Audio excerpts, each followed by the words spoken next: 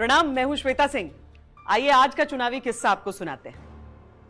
1985 की बात है। कर्नाटक के दक्षिणी पठार में एक जिला है धारवाड़। यहां की हुबली रूरल सीट है। वहां से जनता पार्टी की तरफ से अपनी किस्मत आजमा रहे थे दिग्गज नेता सोमप्पा रायप्पा बोम्मई, यानी एसआर बोम्मई। उनके सामने कौन थे? कांग्रेस के उम्मीदवार जीआर सैंड्रा। दोनों के बीच बहुत कड़ा मुकाबला था। कर्नाटक में यह चुनाव किन हालात में हो रहे थे, पहले जरा इसके बारे में आप समझ लीजिए विस्तार से। कर्नाटक में पहली बार 1983 में सरकार जो बनी थी वो गैर कांग्रेसी थी। रामकृष्ण हेगड़े जनता पार्टी की इस सरकार के मुख्यमंत्री थे और एसआर बोम्मई थे उद्योग मंत्री। अब जनता पार्टी सरकार को तब वामपंथियों सहित बीजेपी और बाकी छोटे छोटे दलों का समर्थन हासिल था। इस सरकार ने राज्य में पहला और बड़ा काम यह किया कि पंचायती राज को बहुत मजबूत किया। इसके चलते बहुत लोकप्रिय भी हुई थी यह सरकार। लेकिन इसके बाद 1984 में लोकप्रिय प्रधानमंत्री इंदिरा गांधी की मृत्यु के बाद देश भर में लोकसभा चुनाव हुए। इन लोकसभा चुनावों में रामकृष्ण हेगड़े की जनता पार्टी का प्रदर्शन बहुत खराब रहा। इंदिरा गांधी की मृत्यु से जो सहानुभूति की एक लहर उपजी थी, कांग्रेस पार्टी उस पर सवार थी और तब उसने अपना सर्वश्रेष्ठ प्रदर्शन किया था।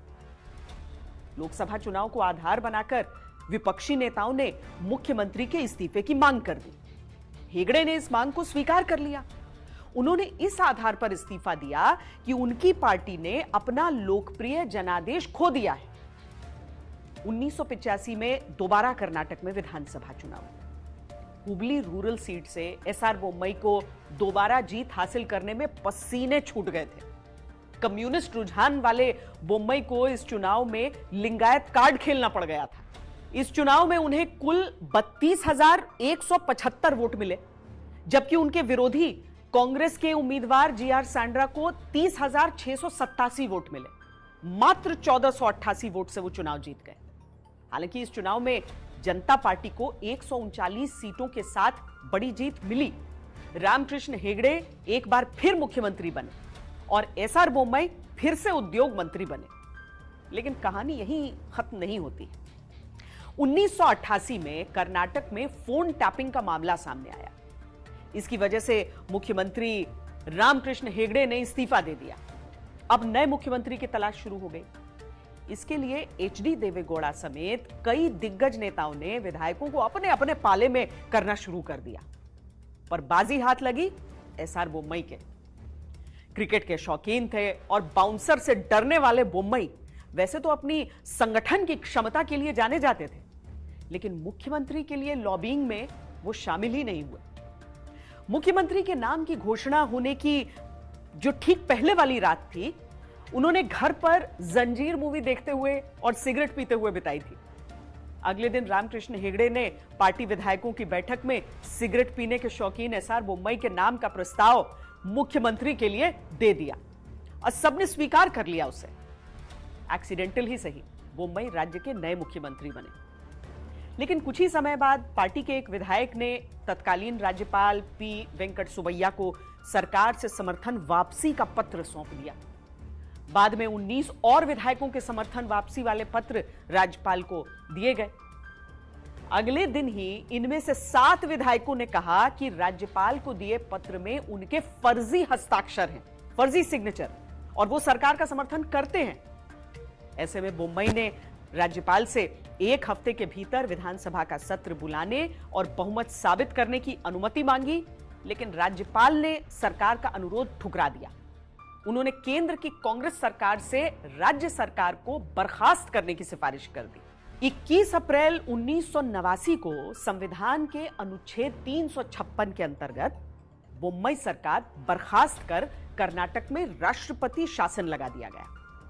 चूंकि इस मामले में एक निर्वाचित सरकार को बहुमत साबित करने का मौका दिए बिना बर्खास्त किया गया था, इसीलिए कांग्रेस विरोधी तमाम दलों ने इस पर भारी विरोध जताया था। बोम्मई इस मामले को कर्नाटक हाईकोर्ट ले गए, लेकिन हाईकोर्ट ने राज्यपाल की भूमिका को सही ठहरा दिया। इसके बाद यह मामला सुप्रीम कोर्ट में गया। एसआर बोम्मई बनाम भारत सरकार नाम से मशहूर रहा यह मामला इस मामले में 1994 में एक ऐसा निर्णय आया जो अनुच्छेद 356 के संदर्भ में मील का पत्थर बन गया। आज भी इसका जिक्र समय समय पर आता है। न्यायालय ने माना कि बोम्मई सरकार की बर्खास्तगी अनुचित थी और उन्हें बहुमत साबित करने का मौका मिलना चाहिए था। इसी फैसले में सुप्रीम कोर्ट ने कहा कि राष्ट्रपति शासन के लिए संसद के दोनों सदनों की सहमति होने के बाद भी न्यायालय में इसकी समीक्षा हो सकती है। इसके साथ ही सर्वोच्च न्यायालय ने राज्य सरकार की बर्खास्तगी के लिए अनुच्छेद 356 लागू करने में केंद्र सरकार की मनमानी शक्ति को सीमित करने के लिए कई शर्तें जोड़ दी। इस एकमात्र मामले के लिए बोम्मई भारत के लोकतांत्रिक इतिहास में अमर हो गए। हालांकि एसआर बोम्मई के मुख्यमंत्री पद से हटने के बाद कर्नाटक में 1989 में फिर से विधानसभा चुनाव हुए। इसमें कांग्रेस पार्टी ने 178 सीटें जीतकर इतिहास रच दिया। इस बार हुबली रूरल सीट से एसआर बोम्मई भारी मतों से चुनाव हार गए। चुनावी किस्सा में आज के लिए इतना ही।